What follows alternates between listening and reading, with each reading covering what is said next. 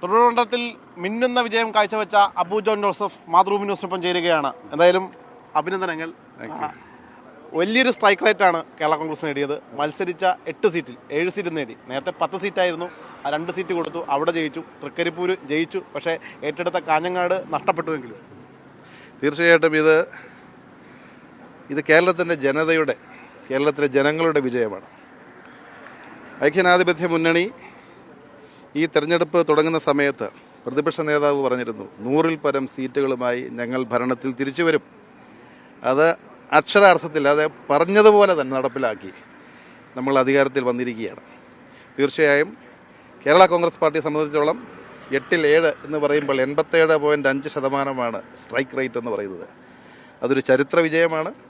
തൊടുപുഴയിലെ വിജയം എന്ന് പറയുന്നത് കന്നി അംഗത്തിലെ 44,291 വോട്ടുകളുടെ ഭൂരിപക്ഷം എന്ന് പറയുന്നത് PJ ജോസഫിന് ഈ നാട്ടിലെ ജനങ്ങൾ അവരുടെ ഹൃദയത്തിൽ ഉള്ള സ്ഥാനവും അവരുടെ നന്ദി സൂചകമായിട്ടാണെന്ന് ഉത്തമ ബോധ്യം എനിക്കുണ്ട്. അതിനാൽ തന്നെ ഒരു വലിയ ഉത്തരവാദിത്വമാണ് എൻ്റെ ചുമലിൽ ഇന്ന് വന്നു വീണിരിക്കുന്നത്. ഈ PJ ജോസഫ് ഈ തൊടുപുഴയിൽ നടപ്പാക്കിയ വികസനത്തിന് തുടർച്ച, അതിലും ഏറെ ജനങ്ങൾ എന്നിൽ നിന്ന് പ്രതീക്ഷിക്കുന്നു എന്നുള്ള കാര്യം എനിക്ക് വ്യക്തമായിട്ടറിയാം. തീർച്ചയായിട്ടും അവരുടെ പ്രതീക്ഷകൾക്ക് ഒരു കോട്ടവും തട്ടാത്ത രീതിയിൽ അപ്പച്ചൻ പണ്ട് ആദ്യ തെരഞ്ഞെടുപ്പ് വിജയിച്ചപ്പോൾ പറഞ്ഞത് തൊടുപുഴയിലെ കണ്ണിലെ കൃഷ്ണമണി പോലെ കാത്തു പരിപാലിച്ച് അധികാരം വിട്ടൊഴിയുമ്പോൾ അല്ലെങ്കിൽ രാഷ്ട്രീയ ജീവിതം അവസാനിപ്പിക്കുമ്പോൾ ഈ കൈകൾ സംശുദ്ധമായി അഴിമതിയുടെ കറ പുരളാത്ത കൈകളുമായി ഞാൻ രാഷ്ട്രീയത്തിൽ നിന്ന് വിടവാങ്ങുമെന്ന് പറഞ്ഞ ഒരു രാഷ്ട്രീയ നേതാവിൻ്റെ പിൻഗാമിയായിട്ട് ഞാൻ തൊടുപുഴയിൽ വരുമ്പോൾ അദ്ദേഹം പറഞ്ഞതുപോലെ കണ്ണിലെ കൃഷ്ണമണി പോലെ നെഞ്ചോട് ചേർത്ത് PJ ജോസഫിൻ്റെ തൊടുപുഴയെ സംരക്ഷിച്ച് മുന്നോട്ട് പോകുവാൻ ഞാൻ പ്രതിജ്ഞാബദ്ധനാണ്. ഈ ഒരു കാര്യത്തിൽ ഈ ജനങ്ങളോടൊപ്പം, ഈ ജനങ്ങളിൽ ഒരുവനായി നിന്ന് ഈ പ്രദേശത്തിൻ്റെ വികസന തുടർച്ചയ്ക്കും ഒരു വികസന കുതിപ്പിനുമായിട്ട് ജനങ്ങളോടൊപ്പം നിന്ന് പ്രവർത്തിക്കും. ആ പിൻഗാമിക്ക് തൊടുപുഴ വലിയൊരു ഭൂരിപക്ഷം നൽകുമ്പോൾ സ്വാഭാവികമായിട്ടും അവർ ആഗ്രഹിക്കുന്നൊരു കാര്യമുണ്ട്, മന്ത്രിസ്ഥാനം ഉണ്ടാവുമോ? മന്ത്രിസ്ഥാനം എന്ന് പറയുന്നത് പാർട്ടി നേതൃത്വവും മുന്നണിയുമൊക്കെ എടുക്കേണ്ട തീരുമാനമാണ്. അത് പാർട്ടി ചെയർമാൻ്റെ കപ്പാസിറ്റിയിൽ ചെയ്യേണ്ട കാര്യങ്ങളാണ്. ചെയർമാൻ്റെ മണ്ഡലമാണ്, സ്വാഭാവികമായിട്ടും ആ മണ്ഡലത്തിൽ നിന്നൊരു മന്ത്രിയെ പ്രതീക്ഷിക്കുക എന്ന് പറയുന്നത് അല്ല, പ്രതീക്ഷ ഇപ്പം നമുക്ക് 140 മണ്ഡലങ്ങളിൽ ജനങ്ങൾക്ക് അവിടെ ഒരു മന്ത്രിയാണെന്നുള്ള ആഗ്രഹമുണ്ടല്ലോ. പക്ഷേ ഈ ഒരു കാര്യത്തിൽ ചെയർമാനെ കണ്ടപ്പോൾ പറഞ്ഞത് 2 മന്ത്രിസ്ഥാനം ആവശ്യപ്പെടുമെന്നാണ്. സ്വാഭാവികമായിട്ടും പാർട്ടിയുടെ പാർലമെന്ററി പാർട്ടി ലീഡറായിട്ട് മോൻസ് ജോസഫ് വരുന്നുണ്ട്. സ്വാഭാവികമായിട്ടും മോൻസ് ജോസഫിന് മന്ത്രിസ്ഥാനം നൽകണം. ഇന്നിപ്പോൾ ഇരിങ്ങാലക്കുടയിൽ ഉണ്ണിയാടൻ താൻ 4 തവണയായിട്ട് ജയിക്കുന്ന ഒരാളാണ്. സ്വാഭാവികമായിട്ടും തന്നെയും പരിഗണിക്കണമെന്ന് ആവശ്യപ്പെട്ടിട്ടുണ്ട്. അപ്പം അങ്ങനെ വരുമ്പോൾ ആർക്കൊക്കെ ആയിരിക്കും അത്? കേരള കോൺഗ്രസ് പാർട്ടിയെ സംബന്ധിച്ചോളം 10 സീറ്റിൽ മത്സരിച്ചിരുന്നൊരു പാർട്ടി മുന്നണിയുടെ കെട്ടുറപ്പിന് വേണ്ടിയും മുന്നണിയുടെ വിജയത്തിന് വേണ്ടി 2 സീറ്റ് വിട്ടുകൊടുത്ത ഇടുക്കിയും ഏറ്റുമാനൂരും ഈ UDF മുന്നേറ്റത്തിൽ 2ഉം ജയിച്ചു. എക്സ്ചേഞ്ച് ചെയ്ത തൃക്കരിപ്പൂരും ജയിച്ചു നിൽക്കുകയാണ്. അപ്പോൾ തത്വത്തിൽ 10 സീറ്റ് എന്നുള്ളൊരു പരിഗണന പാർട്ടിക്ക് കിട്ടും എന്ന് തന്നെയാണ് പാർട്ടിയുടെ വിശ്വാസം. അതിനാൽ തന്നെയാണ് ചെയർമാൻ പറഞ്ഞ 2 മന്ത്രിസ്ഥാനം ആവശ്യപ്പെടുമെന്ന് പറഞ്ഞത്. തീർച്ചയായിട്ടും ആ രീതിയിലേക്ക് കാര്യങ്ങൾ പോകുമെന്നൊക്കെ. UDF ഒരു തർക്കമുള്ള മുന്നണിയൊന്നുമില്ല. UDF വളരെ സൗഹൃദപരമായ മുന്നണിയാണ്. എല്ലാവരും അങ്ങോട്ടും ഇങ്ങോട്ടും സഹവർത്തിത്വത്തിൽ പോകുന്ന ഒരു മുന്നണിയാണ്. തീർച്ചയായിട്ടും ഉചിതമായ തീരുമാനങ്ങൾ എടുക്കുവാനുള്ള നേതൃത്വം ഈ മുന്നണിക്കുണ്ട്. തീർച്ചയായിട്ടും എല്ലാവരെയും സന്തോഷത്തോടെ മുന്നോട്ട് കൊണ്ടുപോകാൻ 2 സീറ്റ് ക്ലെയിം ചെയ്യാനുള്ള അവകാശം കേരള കോൺഗ്രസിനുണ്ട്, ആ രീതിയിലുള്ള സ്ട്രൈക്ക് റേറ്റുമായി. പക്ഷേ ആ സീറ്റ് വരുമ്പോൾ സ്വാഭാവികമായിട്ടും അത് എങ്ങനെയൊക്കെ പരിഗണിക്കപ്പെടും എന്നതാണ്. അല്ല, ഞാൻ പറഞ്ഞില്ലേ, ഇത് എല്ലാവർക്കും യോഗ്യതയുള്ളവരാണ്. എല്ലാവരും 140 MLA-മാർക്ക് മന്ത്രിമാരാകാൻ യോഗ്യതയുള്ളവരാണ്.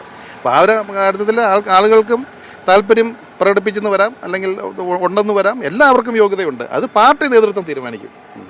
കാർഷിക മേഖലയിലേക്ക് സജീവമായിട്ട് ഇടപെടുന്നതാണ്. സ്വാഭാവികമായിട്ടും അങ്ങനെ ഒരു വകുപ്പ് ഇന്നലെ ആഗ്രഹിക്കുന്നുണ്ടെന്ന് കേട്ടു. തീർച്ചയായിട്ടും കാർഷിക മേഖലയിൽ ധാരാളം കാര്യങ്ങൾ ഈ സംസ്ഥാനത്ത് ചെയ്യുവാനുണ്ട്. കർഷകരെ പിടിച്ചു നിർത്തുക, കൈ പിടിച്ചുയർത്തിയില്ലെങ്കിൽ നമ്മളൊരു വലിയ പതനത്തിലേക്കാണ് പോകുന്നത്. ഇന്നും 70% ആളുകൾ ആശ്രയിക്കുന്ന മേഖല കേരളത്തിലെ കാർഷിക മേഖല തന്നെയാണ്.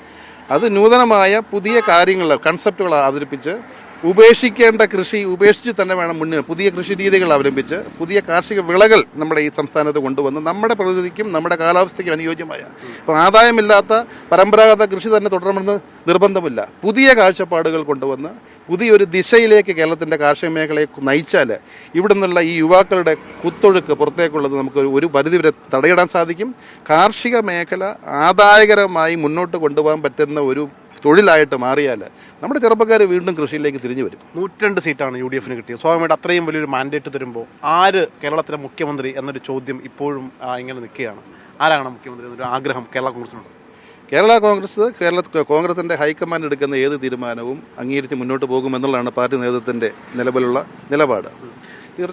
ഈ തെരഞ്ഞെടുപ്പിനെ നയിച്ചത് ആരാണെന്നറിയാം. സ്വാഭാവികമായിട്ടും ഈ തെരഞ്ഞെടുപ്പിനെ നയിക്കുമ്പോൾ പ്രതിപക്ഷ നേതാവ് പറഞ്ഞൊരു കാരണമുണ്ട്. 100-ലധികം സീറ്റുകൾ നേടും, 1 ഡസനധികം മന്ത്രിമാരെ തോപ്പിക്കും, അത് 1 ഡസൻ എന്നതിലേക്ക് മാറി. അപ്പോൾ സ്വാഭാവികമായിട്ടും യഥാർത്ഥ ഒരു ഫൈറ്റ് ചെയ്ത് ഈ മുന്നണിയെ ഈ രീതിയിലേക്ക് എത്തിച്ചത് വി.ഡി. സതീശൻ എന്ന പ്രതിപക്ഷ നേതാവല്ലേ? ആ പ്രതിപക്ഷ നേതാവിനെ നിങ്ങൾ ആ രീതിയിൽ പിന്തുണയ്ക്കുന്നുണ്ടോ? തീർച്ചയായിട്ടും ഐക്യജനാധിപത്യ മുന്നണിയുടെ ഈ വലിയ വിജയത്തിന് ചുക്കാൻ പിടിച്ചത് പ്രതിപക്ഷ നേതാവാണ്. അദ്ദേഹത്തിൻ്റെ ഈ ഒരു തെരഞ്ഞെടുപ്പ് പ്രചരണ കാലത്ത് കേരളത്തിൽ അങ്ങോളം ഇങ്ങോളം വലിയ ഒരു ചലനമുണ്ടാക്കാൻ അദ്ദേഹത്തിൻ്റെ പ്രവൃത്തികൾക്ക് കഴിഞ്ഞിട്ടുണ്ട്. അതിനാൽ തന്നെ ജനങ്ങൾ ആഗ്രഹിക്കുന്നത് സ്വാഭാവികമാണ്. പക്ഷേ അത് കോൺഗ്രസ് പാർട്ടിയുടെ ആഭ്യന്തര വിഷയമാണ്. കോൺഗ്രസ് പാർട്ടിക്കും ഞാൻ പറഞ്ഞില്ലേ, കോൺഗ്രസ് പാർട്ടിക്കും ഇതിനെ തീരുമാനമെടുക്കാനുള്ള ഉറച്ച നേതൃത്വം അവർക്കുമുണ്ട്. വിജയത്തിന് ശേഷമുള്ള ഈ സതീശന്റെ ജനകീയ പിന്തുണയൊക്കെ നമുക്ക് കണ്ടതല്ലേ? ഓരോ ഇടത്ത് ചെല്ലുമ്പോഴും വലിയ രീതിയിൽ ജനങ്ങൾ ഏറ്റെടുത്ത് കൊണ്ടുപോവുകയാണ്. അപ്പോൾ അങ്ങനെ ഒരു പ്രതിപക്ഷ നേതാവ് നയിക്കുകയാണെങ്കിൽ ഒരുപക്ഷെ ഒരു തുടർഭരണത്തിലേക്ക് പോകാവുന്ന തരത്തിലേക്ക് മുന്നണിയെ മാറ്റില്ലേ? ഐക്യജനാധിപത്യ മുന്നണി അധികാരത്തിലേറിയാൽ അടുത്ത 5 വർഷക്കാലം എന്ത് ചെയ്യരുത് എന്ന് കഴിഞ്ഞ 10 വർഷക്കാലം ഒരു കൂട്ടർ കാണിച്ചു തന്നിട്ടുണ്ട്. അത് തന്നെ ഏറ്റവും വലിയ പാഠം.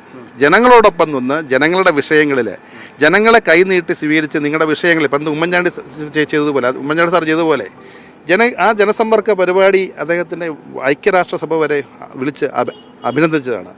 ആ രീതിയിലുള്ള നിലപാടുമായി നമ്മൾ മുന്നോട്ട് പോകും. തുടർഭരണമെന്നുള്ളത് ജനങ്ങളോടൊപ്പം നിന്നാൽ തുടർഭരണം ഉറപ്പാണ്. ഇത്രയും വലിയൊരു സീറ്റ് കിട്ടിയിട്ടും ഈ 3 പേരിലേക്ക് മുഖ്യമന്ത്രി ആര് എന്നൊരു ചോദ്യം ഇങ്ങനെ ചോദിക്കുകയാണ്. അപ്പോഴും എത്താൻ പറ്റിയിട്ടില്ല. അപ്പോൾ കേരള കോൺഗ്രസ് ഒരു അഭിപ്രായം പറയുന്നതിൽ തെറ്റില്ല. ഈ കോൺഗ്രസ് പാർട്ടി എന്ന് പറയുന്നത് ഒരു ജനാധിപത്യ പാർട്ടിയാണ്. ആ പാർട്ടിയിൽ മുഖ്യമന്ത്രിയായ യോഗ്യതയുള്ള 5-6 പേരുണ്ടെന്ന് പറയുന്ന ആ പാർട്ടിയുടെ ഒരു മേന്മയാണ്.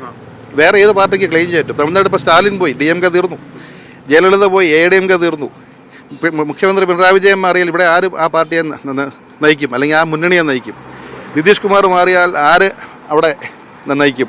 മോദിജി മാറിയാൽ ആര് നയിക്കും? പക്ഷേ കോൺഗ്രസ്സിലെ 6-7 ആളുകൾക്ക് മുഖ്യമന്ത്രിയാകാൻ യോഗ്യതയുള്ള കഴിവുള്ളവരുണ്ടെന്ന് പറയുന്ന ആ പാർട്ടിയുടെ ഒരു മേന്മയാണ്. കഴിവുള്ളവർ വരുമ്പോൾ തീർച്ചയായിട്ടും ചർച്ചകൾ വരും. പക്ഷേ ആ ചർച്ചകൾക്ക് ഒരു നല്ല പരിഹാരം ആ പാർട്ടി തന്നെ കണ്ടുപിടിക്കും. തൊടുപുഴ തന്ന ഈ ഒരു വലിയൊരു ഭൂരിപക്ഷം അത് ഹൃദയത്തോട് ചേർത്ത് വെച്ച് ഇനി മണ്ഡലത്തെ എങ്ങനെ കൊണ്ടുപോകാനാണ് തീരുമാനിച്ചത്? മണ്ഡലത്തെ അപ്പച്ചൻ പറഞ്ഞതുപോലെ കണ്ണിലെ കൃഷ്ണമണി പോലെ കാത്തു സൂക്ഷിച്ച് സ്വന്തം കൈവെള്ളയിലും ഹൃദയത്തിലും ഏറ്റി മുന്നോട്ട് പോകും.